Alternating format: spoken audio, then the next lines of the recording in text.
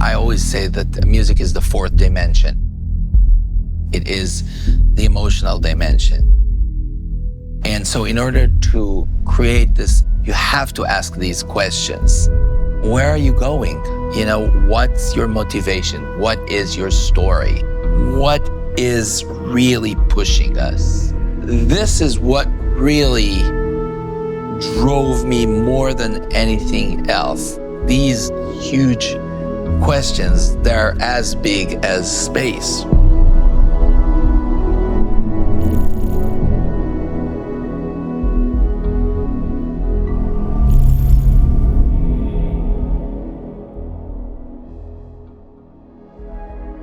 Everything I've worked on at this studio, the music started very early on, as early as the concept art for the game. From when I began here in 2005. At that time, Oblivion was already well underway. But as we went on to Fallout 3 after that, that was one of the first things I worked on music-wise was the main theme. And that's always been the case, where the main theme sets the tone for everything else we do in the game. And there's time throughout the entire project for that to evolve. That's true, and I remember like during the Fallout 4 visit, which was actually in 2012, I was wandering through the corridors and I basically stumbled into the artist's room. And it was the first time I actually saw them do what they're doing. I was captivated. I was like, wow, I mean, this is really what it is all about. And I felt so inspired and motivated basically to go back and, you know, to do the same thing with the palette of music. The biggest challenge is actually creating the signature. I relax a lot once Exactly. we feel good about the main theme, because the rest is going to, it'll be work and iteration, but it's going to write itself. The way I looked at Starfield always is what I call the sanctified triplet, which is everything is streaming, right? Everything is changing and everything is returning back. Ta-da, ta-da, here's your development, and then ta-da, and back. So basically it presents itself, it develops, it goes back. The circular. Is exactly, some sort of like a circular journey. You go out, you adventure, discover, return. Yes, there's always the strive to go back home. And that's, I mean, I guess that's what feels so complete for us, right? We want to complete the mission. We want to complete our journey.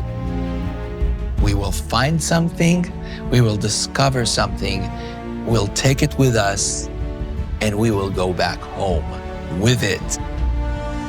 When we built the traditional orchestral sound palette, we actually really divided the orchestral group. For example, took the woodwinds, okay? And we created like a whole woodwind layer that almost represents particle in space, because they don't play melodies at all. They play sort of like a high frequency sequence, you know, like together. So they almost don't sound like woodwind. They sound something between organic to synthetic. Then the strings, they will play this long chords or long melodies and long crescendos and diminuendos. And these kind of things along the line with the fast-moving woodwinds will create a nice blanket around these waves, okay? And then comes the brass. And the brass, especially the French horns, playing sort of like the beacon, you know, the call of the brass. Those instrument groups as well. A lot of times when you are looking at that whole main theme, I'm kind of salivating thinking about what can I do with that on the sound design side, you know, not just to weave the main theme into different key points in the game, leveling up, discovering new places. Could we use that as straight up sound design to take those woodwind tremolos and just let's slow them way down, let's reverse them. I'll take any of that music and turn it into ambience somewhere.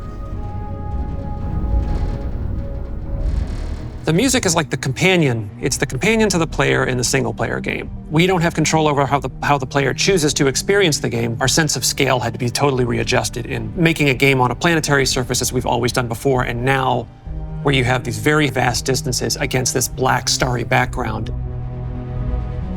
It is a blank canvas and a massive playground, and all the pieces are there for you to write your own story.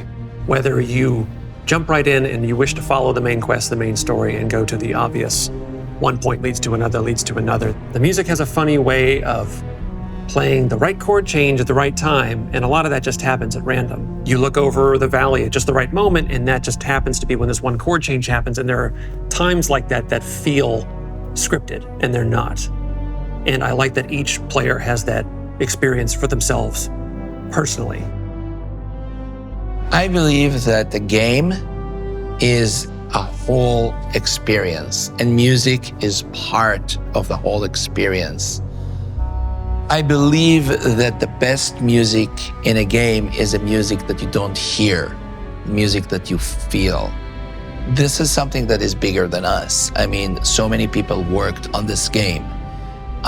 And so my wish is that specifically the music will be present in a way that is going to magnify the entire experience.